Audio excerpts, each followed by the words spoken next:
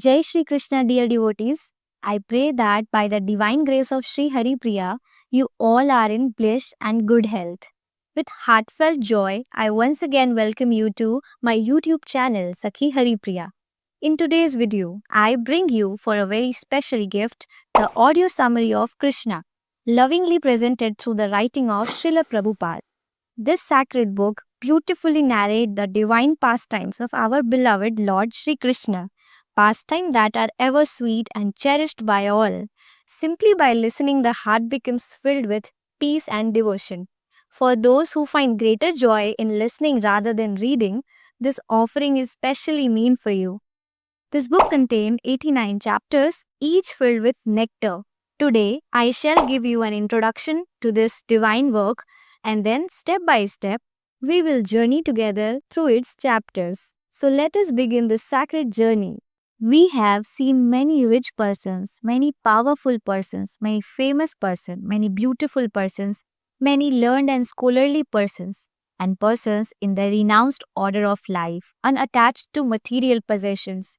But we have never seen any one person who is ultimately and simultaneously wealthy, powerful, famous, beautiful, wise, unattached like Krishna in the history of humanity. Krishna, the Supreme Personality of Godhead, is a historical person who appeared on this earth 5,000 years ago. He stayed on this earth for 125 years and played the very moment of his appearance to the moment of his disappearance. Every one of his activities is unparalleled in the history of the world, and therefore, anyone who knows what we mean by Godhead will accept Krishna as the Supreme Personality of Godhead. No one is equal to the Godhead, and no one is greater than him. That is the import of the familiar saying, God is great. There are various classes of men in the world who speak of God in different ways.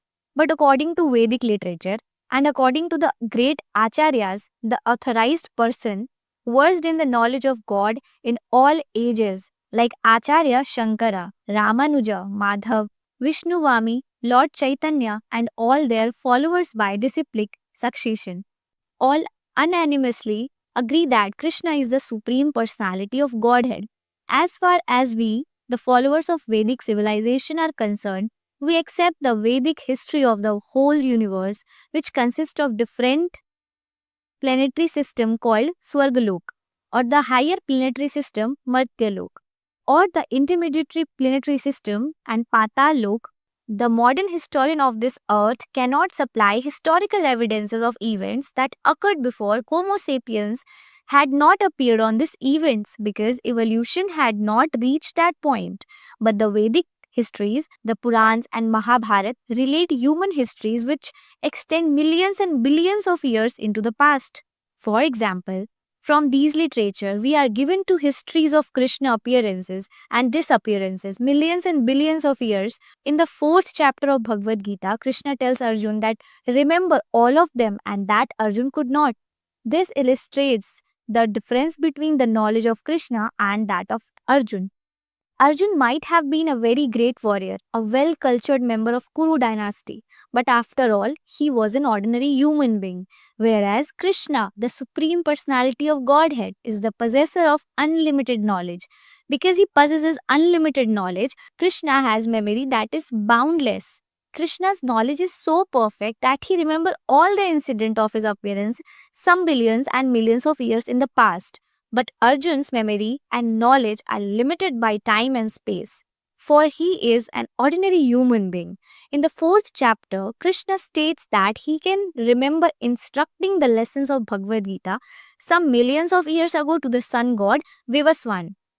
Nowadays, it is the fashion of the atheistic classes of men to try to become God by following some mystic process. Generally, the atheists claim to be God by dint or imagination or their meditational prowess. Krishna is not that kind of God. He does not become God by manufacturing some mystic process of meditation. Nor does he become God by undergoing the severe austerities of the mystic yogic exercises. Properly speaking, he never became God because he is Godhead in all circumstances. Within the prison of his maternal uncle, Kansa, where his father and mother were confined, Krishna appeared outside his mother's body as the four-handed Vishnu Narayan. Then he turned himself into a baby and told his father to carry him to the house of Nand Maharaj and his wife Yashoda. When Krishna was just a small baby, the gigantic demons Putna attempted to kill him, but when he sucked her breast, he pulled out her life. That is the difference between the real godhead and a god manufactured in the mystic factory.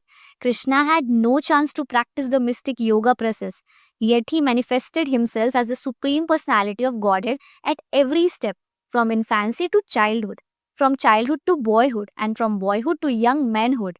In this book, Krishna, all of his activity as a human being are described. Although Krishna play like a human being, he always maintain his identity as the supreme personality of Godhead.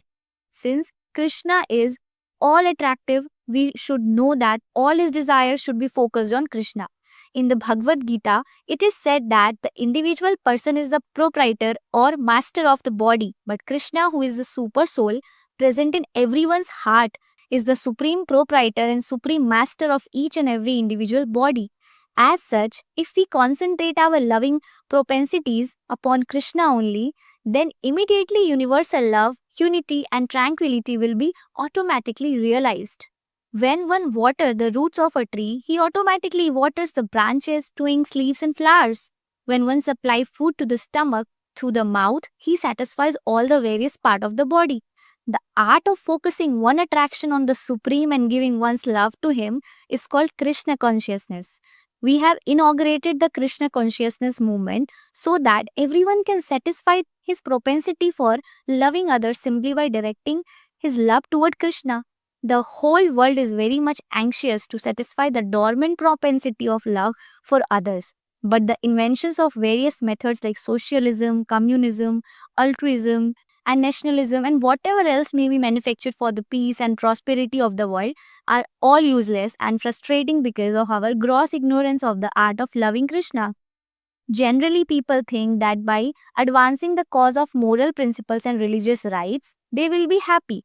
Other may think that happiness can be achieved by economic development, and yet other think that simply by sense gratification, they will be happy. But the real fact is that people can only be happy by loving Krishna. Krishna can perfectly reciprocate one's love propensities in different relationships called melos or ras. Basically, there are 12 loving relationships. One can love Krishna as the supreme unknown, as the supreme master, as the supreme friend, as supreme child, the supreme lover. There are 5 basic love ras. One can also love Krishna indirectly in 7 different relationships, which are apparently different from the 5 primary relationships. All in all, however, if one can simply respond his dormant loving propensity in Krishna, then his life realized, then his life becomes successful. This is not a fiction but is a fact that can be realized by practical application. One can directly perceive the effects that love for Krishna has on his life.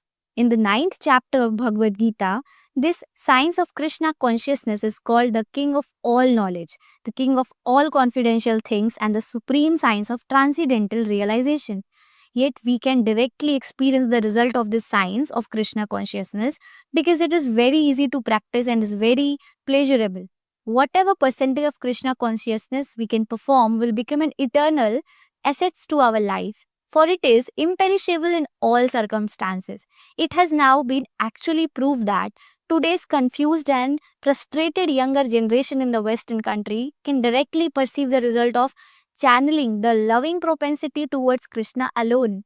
It is said that although one executes severe austerities, penances, and sacrifice in his life, if he fail to awaken his dormant love for Krishna, then all his penances are to be considered useless.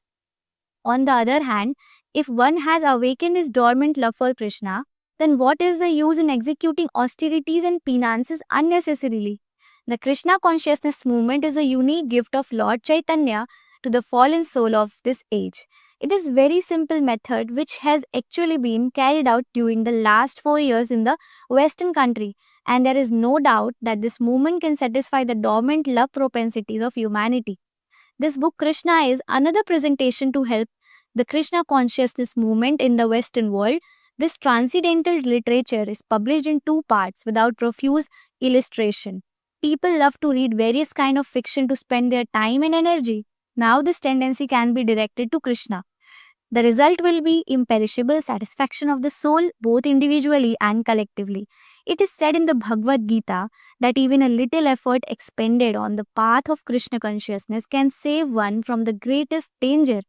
Hundreds of thousands of examples can be cited of the people who have escaped the greatest danger of life due to slight advancement in Krishna consciousness. We therefore request everyone to take advantage of this great transcendental literature.